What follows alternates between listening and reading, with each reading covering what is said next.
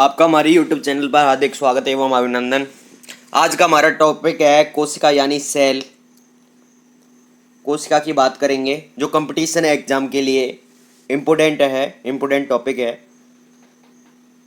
7 number lecture है। शुरुआत करते हैं कि कोशिका की खोज किस वैज्ञानिक के द्वारा की गई थी। तो वो कोशिका की खोज रॉबर्ट हुक नामक वैज्ञानिक के द्वारा की गई थी और इन्हीं के द्वारा कोशिका का नामकरण किया गया था। कोशिका नाम किसने दिया था? रॉबर्ट हुक नामक वैज्ञानिक ने। किसने दिया था? रॉबर्ट हुक नामक वैज्ञानिक ने। और कब की दिया था? 1665 ईस्वी में। 1665 ईस्वी में कॉर्क से एक लकड़ी का टुकड़ा है, इसमें इन्होंने खोज की थी। और एक किस पादप का टुकड़ा था? ये था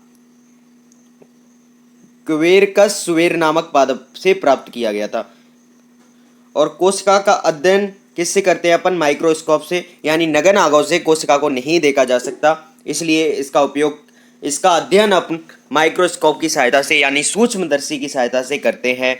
कॉर्क या कार्प का मतलब एक ही है। इसमें सुवेरिन पाया जाता है। सुवेरिन एक पदार्थ है, वो पाया जाता है। और ये आपको पहले ही बता दिया है कि कुवेरकस सुवेर नामक पादप से प्राप्त किया जाता है। जो कॉर्क है वो कुवेरकस सुवेर नामक पादप से प्राप्त किया जाता है। सबसे पहले जो रॉबर्ट हुक थे उस वैज्ञानिक ने किस पादप में मृत कोशिका की खोज की थी? वो की थी कुवेरकस सुवेर नामक पादप में, और वो कॉर्क को अलग किया था। कॉर्क एक लकड़ी का टुकड़ा मान सकते हैं अपन, ठीक है। इसके बाद बात करते हैं रॉबर्ट हुक ने मृत कोशिका की खोज की थी, ये बता दिया गया है। जीवित कोशिका की खोज, जीवित कोशिका है उसकी खोज किस वैज्ञानिक के द्वारा की गई थी? जीवित कोशिका की खोज, इसकी खोज की गई थी ल्यूवेनहॉक। इसने सर्वप्रथम शुक्राणु को देखा। अब शुक्राणु को किसने देखा? ल्यूवेनहॉक नामक वैज्ञानिक ने। किस वैज्ञानिक ने? ल्यूवेनहॉक नामक वैज्ञानिक ने। वेरी वेरी इंपॉर्टेंट है, कंपटीशन एग्जाम में ज्यादातर पूछा गया क्वेश्चन है। इसके बाद बात करते हैं कोशिका सजीव या जीवन की इकाई होती है, यानी मूलभूत क्रियात्मक कार्यात्मक इकाई कोशिका होती है शरीर की। जीवों की क्रियात्मक मूलभूत इकाई क्या होती है? कोशिका यानी सेल होती है। बिल्कुल इंपॉर्टेंट क्वेश्चन है। अब मानव शरीर में कितनी कोशिकाएं पाई जाती है? ये क्वेश्चन पूछ लिया जाए कि मानव शरीर में औसतन 10 की पावर 14 कोशिकाएं पाई जाती हैं। 10 की पावर 14 कोशिकाएं पाई जाती हैं। अब कोशिका का व्यास मापने की इकाई, कोशिका का व्यास मापने की इकाई क्या कहलाती है? माइक्रोमीटर। यानी माइक्रोमीटर में कोशिका का विकास, कोशिका का व्यास मापा जाता है। कोशिका का क्या मापा जाता है? व्यास मापा जाता है। और एक माइक्रोमीटर किसके बराबर होता है? 10 की पावर -6 मीटर के बराबर होता है। 10 की पावर -6 मीटर के। और एक एंगस्ट्रॉन होता है जो 10 की पावर -10 मीटर के बराबर होता है। और जो एक नैन होता है वो 10 की पावर -9 मीटर के बराबर होता है।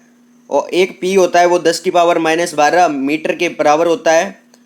और एक फर्मी बराबर 10 की पावर -15 मीटर के बराबर जो नाविक का आकार होता है। नाविक का आकार, कोशिका के नाविक का आकार किसके बराबर होता है? एक फर्मी के बराबर। किसके बराबर होता है? अगर आपसे क्वेश्चन पूछ लिया जाए कि नाविक का आकार किसके बराबर होता है? एक फर्मी के बराबर होता है। तो एक फर्मी में कितने मीटर होते हैं? 10 की पावर -15 मीटर होते हैं। तरंग दैर्घ्य का मात्रक एंगस्ट्रॉम होता है। अब ये तो होगी कोशिका की बात। एक नैनोमीटर में कितने मीटर होते हैं? एक नैनोमीटर में कितने? 10 की पावर -9 नैनो तकनीक के विकास में काम में लिया जाता है। नैनो तकनीक के विकास में काम में लिया जाता है।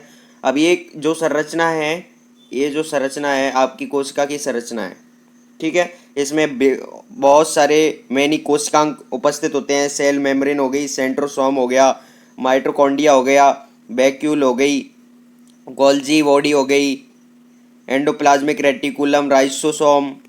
तो ये क्या है? विभिन्न कोशिकाएं कोशिका के अंदर उपस्थित होते हैं। जब अपन कोशिका की विस्तृत संरचना पढ़ेंगे, जब इनका अध्ययन कराएंगे। ये तो कंपटीशन के लिए जनरल साइंस बता रहे हैं कि जो क्वेश्चन पूछे जाते हैं वेरी वेरी इंपॉर्टेंट है। और इसके बाद अब बात करते हैं जीवाणु या शुक्राणु की रेंज कितनी होती है? तो 10 की पावर -6 मीटर यानी माइक्रोमीटर के बराबर होती है। कितनी होती है? 10 की पावर -6 मीटर। अब इसके बाद बात करते हैं, ये इकाई हैं, इनको याद रखना जरूरी है। 10 की पावर 3 मीटर, 10 की पावर 3 मीटर कितने? 1 किलोमीटर के बराबर होती है। और 10 की पावर 3 को किलो बोलते हैं, इसका साइन के होता है। और 10⁻6 को मेगा बोलते हैं, इसका साइन एम होता है, कैपिटल एम। और 10⁻9 होती है उसे गीगा बोलते हैं, और 10⁻12 होती है उसे टेरा बोलते हैं, और 10⁻15 होती है उसे पेटा बोलते हैं। तो इनके साइन जी गीगा का हो गया, टी टेरा का हो गया, पी पेरा का हो गया। इनके फर्स्ट वर्ड लिए गए हैं साइन के लिए, फर्स्ट वर्ड लिए गए हैं। अब इसके बाद बात करते हैं ये एनिमल सेल्स का डायग्राम हो गया, गोल्जी बॉडी, साइटोप्लाज्म, न्यूक्लियस। तो ये क्या है, कोशिकांग, राइबोसोम, लाइसोसोम। ये कोशिकांग के अंदर उपस्थित होते हैं। इनकी बात हम धीरे धीरे आगे करते चलेंगे, कंपटीशन एग्जाम के लिए जो भी इंपॉर्टेंट होगा यहाँ बताया जाएगा, और विस्तृत जानकारी के लिए अलग से हमारे लेक्चर बनेंगे। ये तो कंपटीशन के लिए समय की बचत है, इसलिए उनके लिए बिल्कुल नोट्स उसी हिसाब से तैयार किए गए हैं। अब बात करते हैं कोशिका की। अब कोशिका की बात करते हैं तो कोशिका में सबसे पहले केंद्रक पाया जाता है, केंद्रक। और केंद्रक उपस्थित होगा तो केंद्रक और सेल यानी कोशिका, केंद्रक से क्या बना, सेल। और कई सारी सेल मिलकर किसका निर्माण करती हैं, ऊतक का निर्माण करती हैं। और कई सारे ऊतक, एक समान ऊतक मिलकर अंग का निर्माण करते हैं, ऑर्गन का निर्माण करते हैं। और कई सारे ऑर्गन मिलकर एक तंत्र का निर्माण करते हैं। और कई सारे सिस्टम मिलकर एक बॉडी का निर्माण करते हैं, शरीर का निर्माण करते हैं। और कई सारे जो शरीर है, मनुष्य हैं, जैसे मनुष्य की बॉडी है, वो जनसंख्या का निर्माण करते हैं। और जनसंख्या से क्या बनता है, एक समुदाय बनता है, एक विस्तृत समुदाय बनता है। तो आपको बता दें कि केंद्रक किसे कहते हैं, केंद्रक का अध्ययन किसमें किया जाता है, केंद्रक का अध्ययन तो के का आगे का वर्ड लेंगे तो कैरियोलॉजी कहलाता है। केंद्रक, कैरियोलॉजी यानी विज्ञान की वह शाखा जिसमें केंद्रक का अध्ययन किया जाता है, वो क्या कहलाती है, कैरियोलॉजी। आगे का वर्ड देख लो, के आ रहा है तो कैरियोलॉजी। और इसके बाद सी, सेल, सेल में फर्स्ट वर्ड सी आ रहा है तो साइटोलॉजी। आपको ट्रिक बता रहे हैं ताकि आप भूलें नहीं। तो कोशिका का अध्ययन साइटोलॉजी के अंतर्गत किया जाता है, और केंद्रक का अध्ययन किसके अंतर्गत किया जाता है, कैरियोलॉजी के अंतर्गत किया जाता है। किसके अंतर्गत किया जाता है, कैरियोलॉजी के अंतर्गत किया जाता है। इसके बाद बात करते हैं टिश्यू का अध्ययन। टिश्यू का अध्ययन हिस्टोलॉजी के अंदर यानी भौतिकी के अंदर ऊतकों का अध्ययन किया जाता है। इसके बाद कोशिका सिद्धांत का प्रतिपादन वैसे तो पहले बता चुके हैं, लेकिन ये कंपटीशन एग्जाम के लिए general science basic very important है। तो प्रतिपादन किसने किया था कोशिका सिद्धांत का, स्लीडन व स्वान के द्वारा किया गया था। स्लीडन व स्वान दो वैज्ञानिक थे, उनके द्वारा, जर्मन वैज्ञानिक थे, उनके द्वारा ये क्या है, सिद्धांत दिया गया था, सेल थ्योरी दी गई थी। अब इसके बाद एक नोट है कि कोशिकाएं पूर्ववर्ती कोशिकाओं के विभाजन से आती हैं, या कथन किसके द्वारा दिया गया था। एक नंबर का क्वेश्चन है कि नई कोशिकाएं पुरानी कोशिकाओं से बनती हैं, तो ये दिया गया था रूडोल्फ विर्चोव नामक वैज्ञानिक के द्वारा। किसके द्वारा, रूडोल्फ विर्चोव नामक वैज्ञानिक के द्वारा। अब आती है सजीव जगत, यानी जंतु और पादप दोनों सजीव हैं। तो सजीव जगत में कौन कौन से आ गए, जंतु और पादप। सजीव जगत में सबसे बड़ी कोशिका कौन सी है, सजीव जगत में सबसे बड़ी कोशिका है शत्रुमुर्ग का अंडा। एक नंबर का क्वेश्चन कंपटीशन के एग्जाम में विशेषकर पूछा जाता है। शत्रुमुर्ग का अंडा सबसे बड़ी कोशिका है सजीव जगत में, और इसके व्यास कितना होता है, 17 सेंटीमीटर व्यास होता है। इसके बाद सबसे छोटी कोशिका है वो माइकोप्लाज्मा है, सबसे छोटी कोशिका है वो माइकोप्लाज्मा है, जिसे पीपीएलओ भी बोलते हैं। एक तरह का जीवाणु है, ये सबसे छोटी कोशिका है, जो सबसे छोटी कोशिका एक तरह का जीवाणु है। और इसका पीपीएलओ का पूरा नाम है प्लूरो निमोनिया लाइक ऑर्गेनिज्म। और प्लूरो का मतलब होता है आकार बदलता रहता है, तो ये माइकोप्लाज्मा जो आकार बदलता रहता है, इसलिए एक जीवाणु की तरह है। तो सजीव कोशिका, सजीव जगत में सबसे बड़ी कोशिका कौन सी हो गई, शत्रुमुर्ग का अंडा, और सबसे छोटी हो गई माइकोप्लाज्मा या पीपीएलओ। इसके बाद बात करते हैं नेक्स्ट पीपीएलओ। पीपीएलओ जो कोशिका होती है उसमें कोशिका भित्ति नहीं पाई जाती है, यह अपना आकार परिवर्तित करती रहती है, यानी प्लूरो था तो उसका आकार परिवर्तित रहता है। इसके बाद नोट में पूछ लेते हैं कि बायोलॉजी में सर्वाधिक प्रयोग में आने वाली इकाई कौन सी होती है। बायोलॉजी यानी जीव विज्ञान होती है, उसके अंदर नैनोमीटर को सबसे ज़्यादा काम में लिया जाता है, यानी जो अपनी मापी जाती हैं वो नैनोमीटर में मापी जाती हैं। जैव अणुओं को नैनोमीटर में मापा जाता है। ये क्या, जैव अणु छोटे छोटे पदार्थ होते हैं, इन्हें नैनोमीटर में मापा जाता है। अब आते हैं कोशिका कितने प्रकार की होती हैं, तो कोशिका प्रोकैरियोटिक एवं यूकैरियोटिक दो प्रकार की होती हैं, प्रोकैरियोटिक एवं यूकैरियोटिक। तो प्रोकैरियोटिक की परिभाषा देख लेते हैं। इसको प्रोकैरियोटिक कोशिका को पूर्व केंद्रकीय कोशिका भी बोलते हैं, पूर्व केंद्रकीय कोशिका भी बोलते हैं।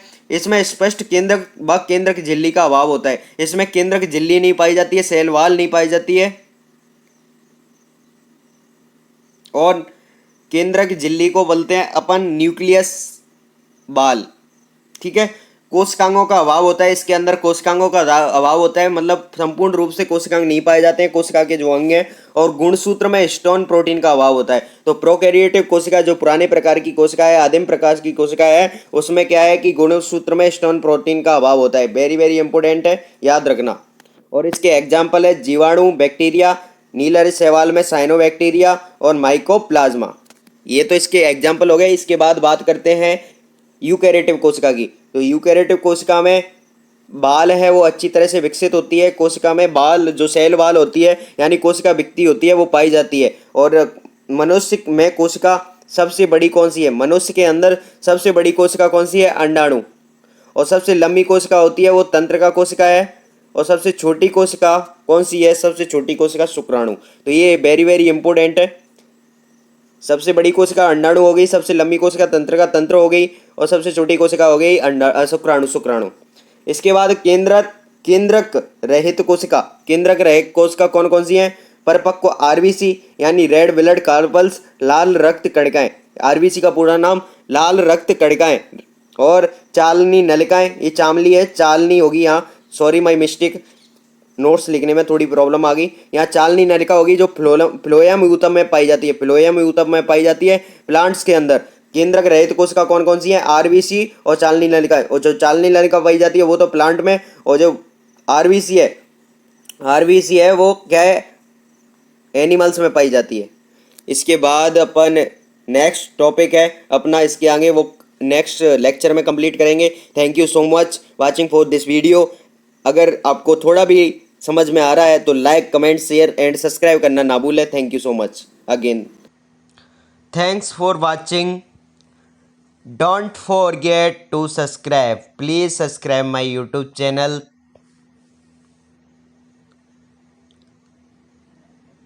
या सब्सक्राइब, notification on।